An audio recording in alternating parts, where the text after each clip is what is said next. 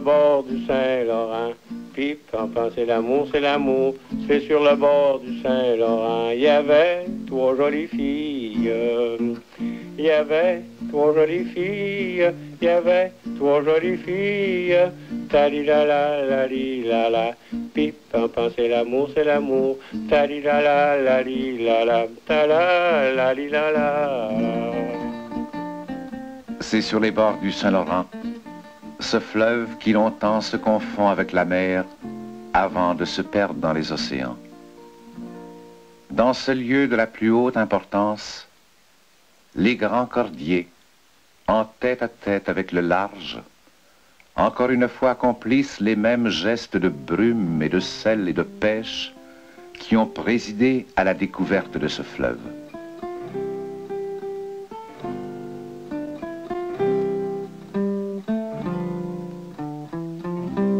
Dans ce lieu de la plus haute importance, de fins voiliers de plaisance succomberont peut-être un jour à la tentation d'échapper sur une mer inconnue, à cette mer domptée, apprivoisée, entièrement soumise aux puissants navires qui la parcourent sans la connaître et peut-être sans l'aimer.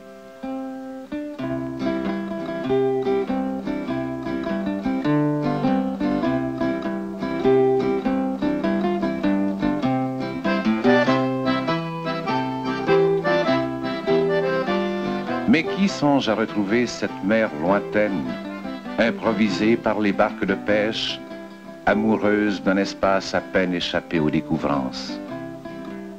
Car dans ce lieu de la plus haute importance, on constate qu'avant la terre fut habitée la mer qui nous précède en tout lieu.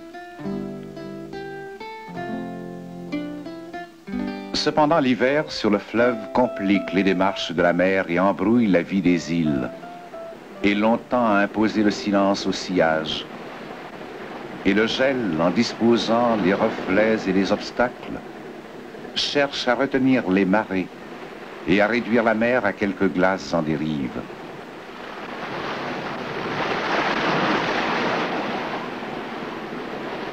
La plupart des navires ont fui avec les oiseaux, mais les goélettes hibernantes sommeillent sur les grèves où la neige enfantine les convoque à de grands jeux d'imagination.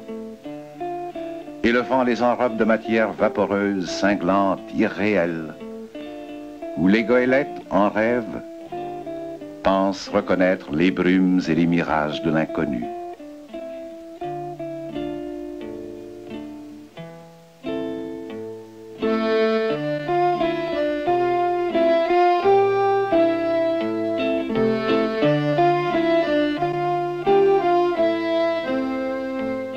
Car les marins, écœurés par 8 mois de mer et de sillage, ont abandonné dans la tanière des échouages presque pêle-mêle les plus belles goélettes du pays.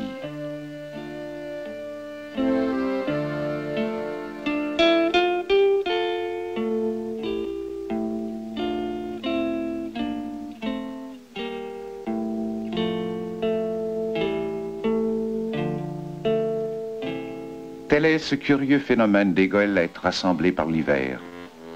Celle du grand chantier maritime de Saint-Laurent, de l'île d'Orléans. Celle échouée sur les battures de l'île aux Coudres, dans l'anse Saint-Louis. Celle venue trop tard pour se mettre à l'abri de la cale sèche de Petite Rivière. Le Jean Richard de Port-au-Percy, dans son hivernement de Tadoussac. Et pour compléter l'inventaire, celle frileuse de Saint-Joseph de la Rive, qui porte à 150 environ le nombre des goélettes.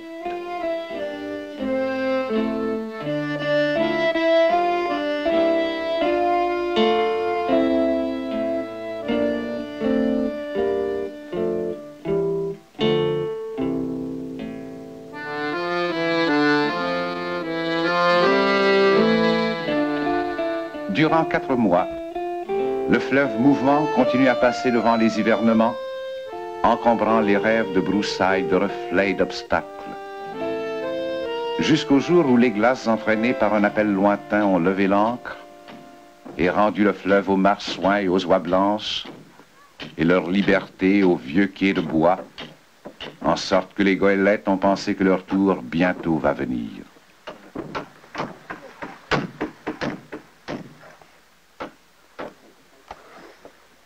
À partir de ce jour, une goélette s'applique, pendant que les dernières neiges attendent les oiseaux, à refaire pour son compte tout le printemps de la mer.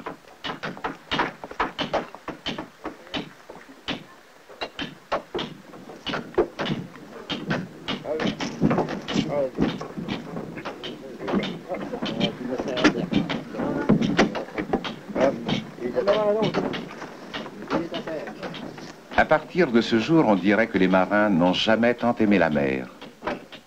Et ils entourent de soin une goélette qui semblait oubliée, abandonnée à tout jamais. Et ils cherchent peut-être par leur empressement à se faire pardonner la longueur de l'hiver.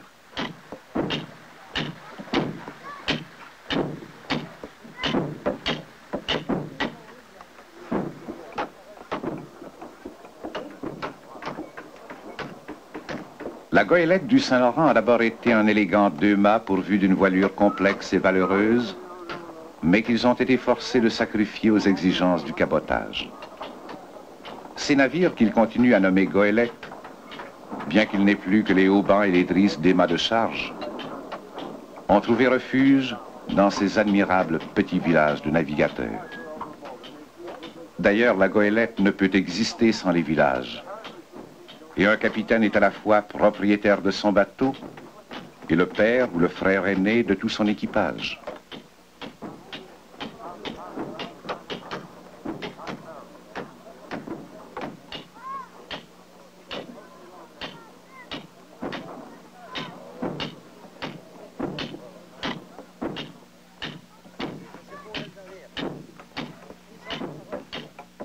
La pataraffe convaincante des Calfas bourdonne d'inquiétude autour d'une goélette cherchant à la délivrer tout à fait de l'hiver. Et le printemps redonne aux marins un goût immense pour le large, cherchant à les délivrer tout à fait des hivernements.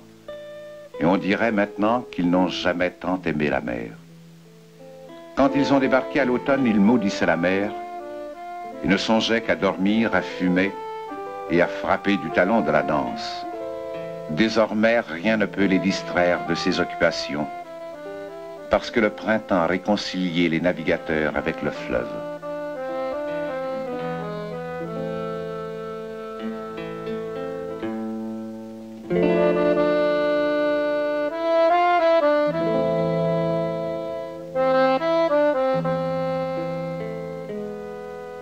Alors une lune sans importance partout ailleurs incite un capitaine de petite rivière à engager un gros ruisseau chargé de printemps qui remplit la cale sèche où plusieurs goélettes bien radoubées attendent le signal.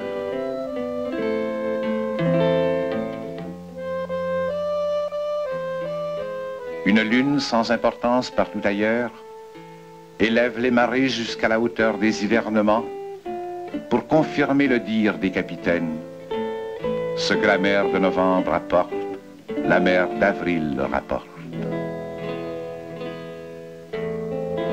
Une goélette mise en place et la mer ayant obéi aux ordres de la lune, les portes de la cale sèche qui sont en bois et de l'âge d'un vieux capitaine s'ouvrent laborieusement.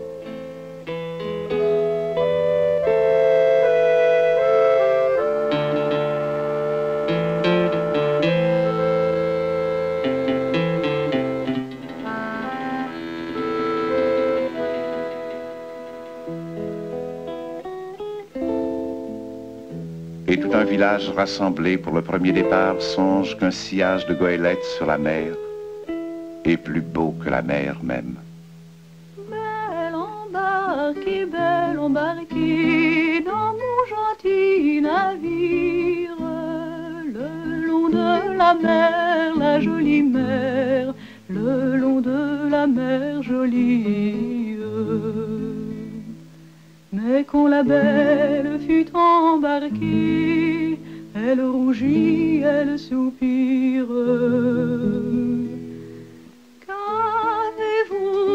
Qu'avez-vous donc, qu'avez-vous à soupirer le long de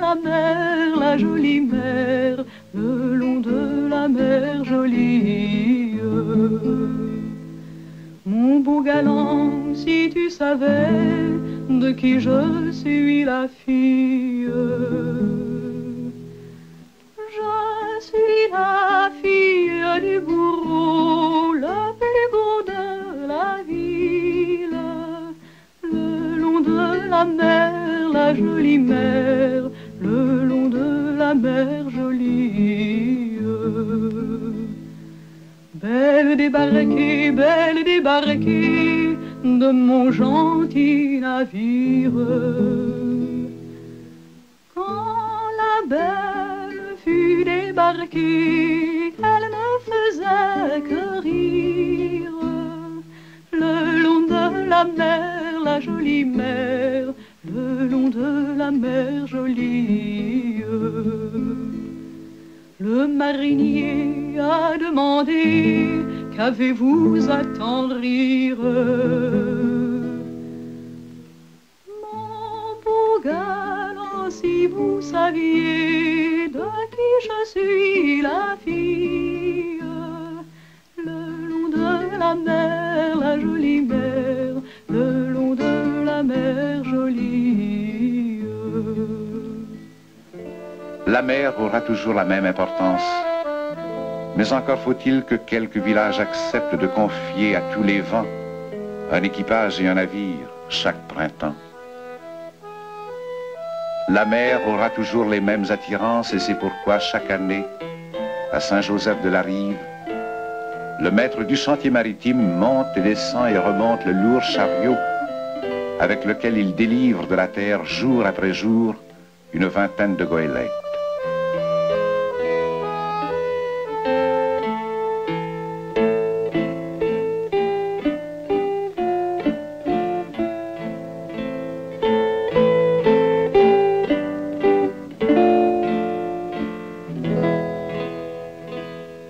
À 25 bateaux attendent leur tour, et sur de lourds rouleaux de fonte, une goélette se déplace, lente et maladroite comme un morse réveillé en sursaut qui veut se jeter à la mer.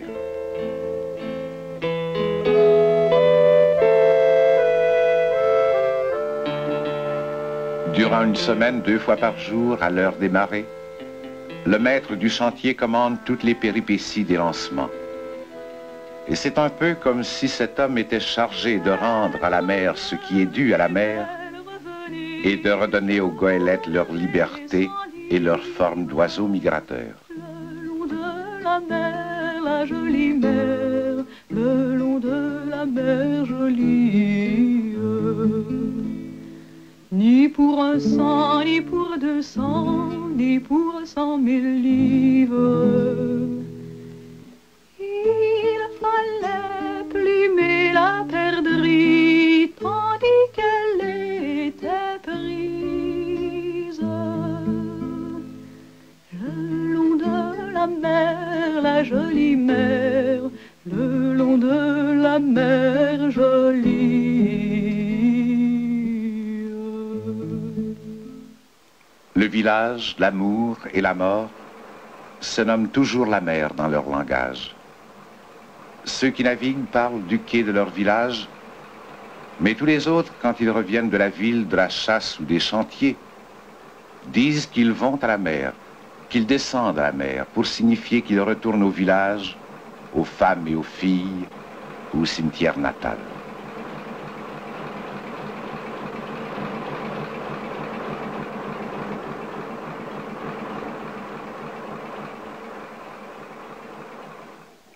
On peut se demander comment il est advenu que les armateurs aient abandonné le soin de tout ce cabotage et la propriété de 150 goélettes qui font l'honneur des villages à ces petits artisans de la mer.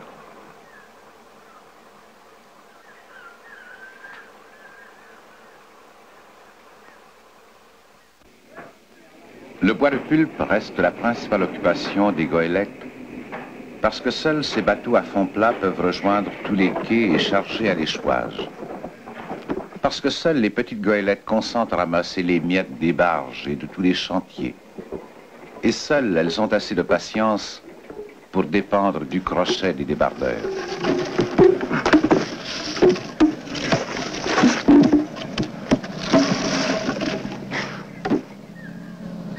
les goélettes doivent prendre patience. Mais le temps les presse aussi, parce que les marées ne passent que 2 fois chaque jour.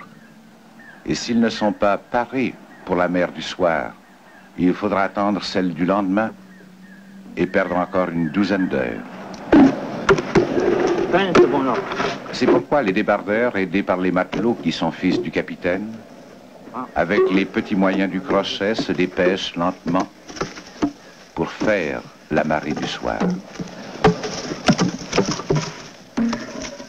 Et les arrimeurs équitables cherchent à prévoir l'équilibre d'une goélette que les débardeurs inlassables chargent pendant qu'elle est échouée à mer basse.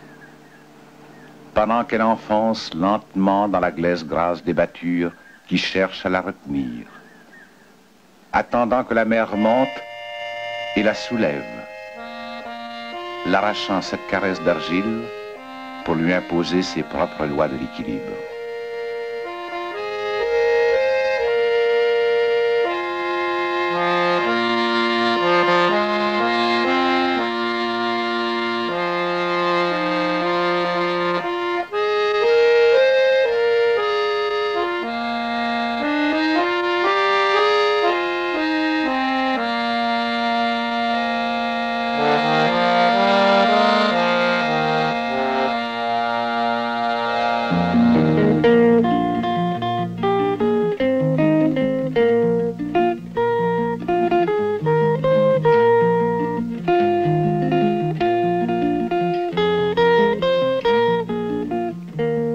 Ne dirait-on pas que le bois s'éloigne tout seul sur la mer?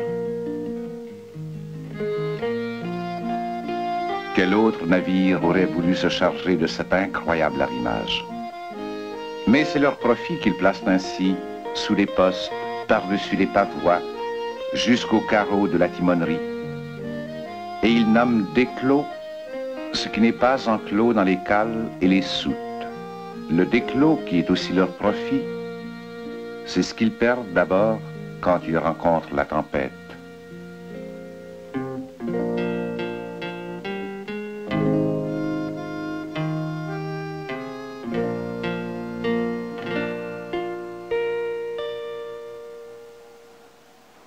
Cependant, les goélettes ont beaucoup appris de la mer. Et les plus grandes, comme le Mont-Sainte-Marie, ont trouvé d'autres emplois que le bois de pulpe et fréquentent le fleuve du détroit de Belle-Île jusqu'au Grand Lac. Et déjà, les seconds ne se comptent pas pour satisfaits et ne rêvent plus que de bateaux de fer, sinon de long cours.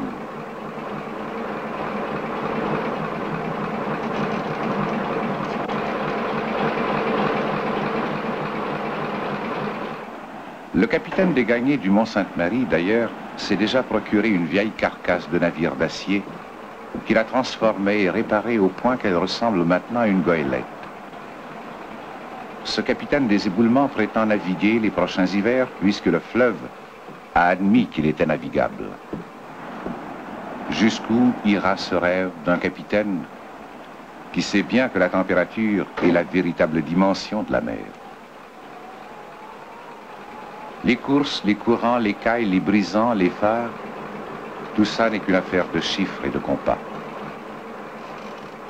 Mais souvent, un capitaine doit échanger son soleil ou sa brume avec un autre capitaine, car le temps de l'un devient vite le temps de l'autre.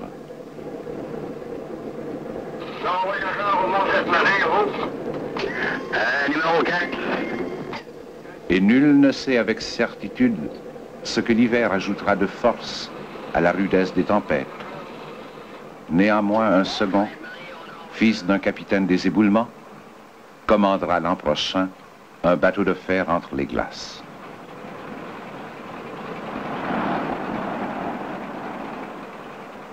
Il se peut qu'aucun capitaine désormais ne songe à construire une prochaine goélette de bois pour compenser les mauvais coups de la tempête qui s'acharne à faire disparaître une flottille de 150 goélettes appartenant à 5 ou 6 villages.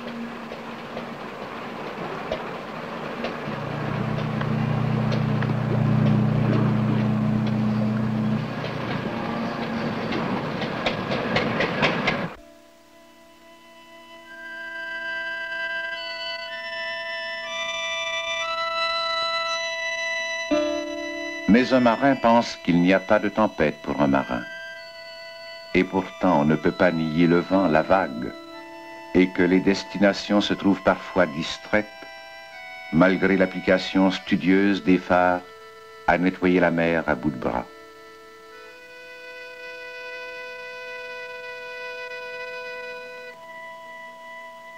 Une tempête pour un navigateur, j'en ai vu après une, deux dans ma vie. On a vu des gros vents pour ça, mais des vraies tempêtes, je n'ai pas vu. Et des fois, on est bien placé pour prendre une tempête, ça ne fait pas une tempête. Des fois, on est mal placé, puis ça ne prend pas un gros vent pour faire une tempête. Un marin pense encore que la tempête ressemble à une femme, et il dit, c'est pareil. Une femme, ça peut vous faire une bourrasque le soir. Le lendemain matin, ce n'est plus la même femme. Elle est toute de bonne humeur. La tempête, c'est pareil. On se couche le soir avec une vraie tempête. Le lendemain matin, la mer est bien calme, bien blanche, bien belle. Il y en a, ils pensent qu'ils voient passer un bateau, puis ils disent c'est beau, ça va passer un bateau. Mais à bord, là, le bateau, des fois, il fait de l'eau. L'engin, il va mal. Les barils, ils brûlent. Ça, les pompes et blocs, ça arrive tout en même temps, ça. Puis là, ben, quand tu peux contrôler les cales, maudit bateau, c'est pas bien, là. On laisse faire.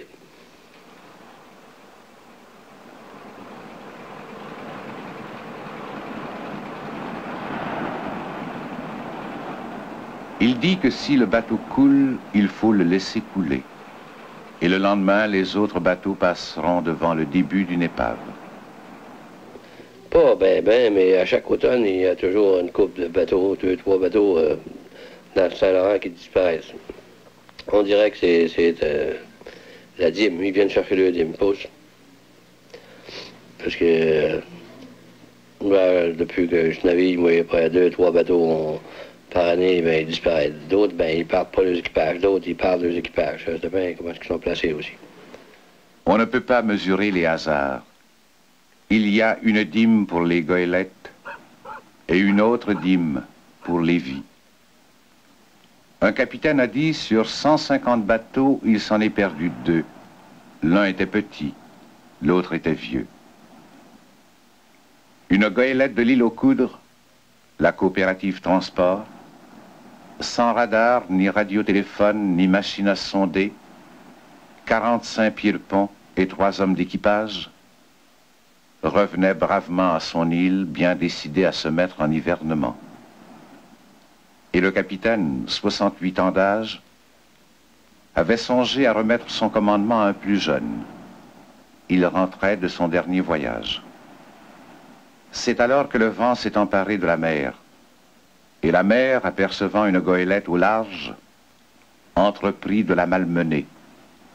C'était une tempête d'automne. Ce qui s'est passé sur la coopérative Transport, nul ne le dira. Et le lendemain matin, on a retrouvé une goélette presque intacte échouée sur les battures et cherché sur la glaise et dans les foins salés les corps de 2 matelots qui étaient jeunes et d'un capitaine qui rentrait de son dernier voyage.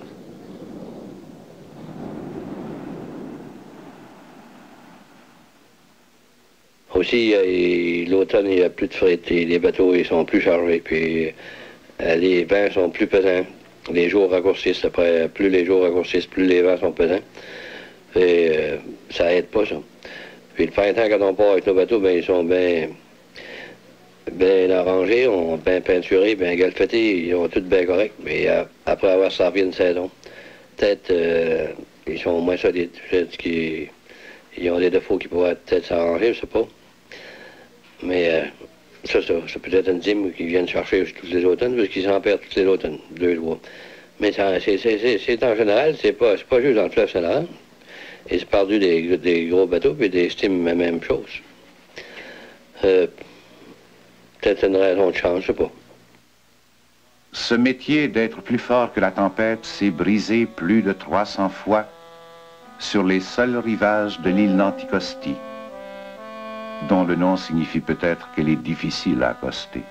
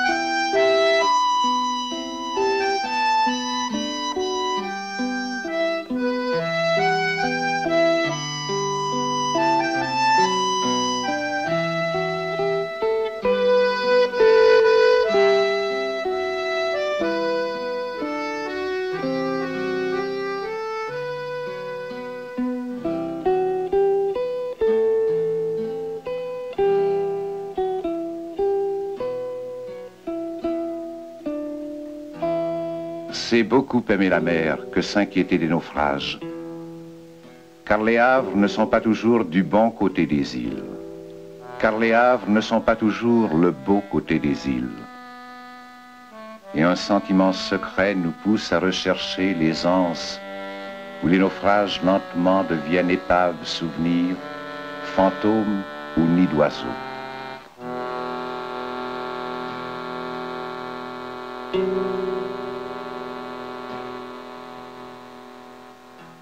Mais ceux qui ne connaissent de leur village et de leurs femmes que la saison d'hiver savent bien que la mer, la pleine mer, toute la mer, aura toujours la même importance.